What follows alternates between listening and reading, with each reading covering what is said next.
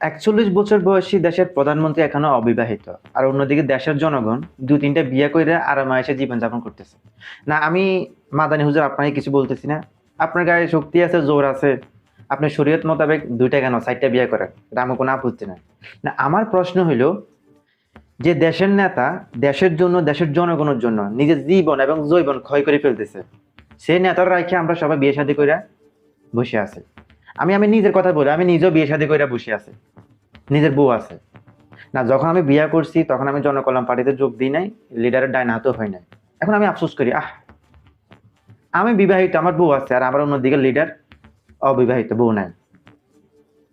Leader আমি আপনার ডান হাতে আপনাকে একটা কথা বলি, এই দেশের চিন্তা, দেশের জনগণের চিন্তা আমরা বাদ দেন। দেশ গোল্লাই যাক, খাল্লি বাল্লি। আপনাকে নিজের একটা জীবন আছে, ওটা উপভোগ করেন। আপনার জীবন আছে, যৌবন আছে।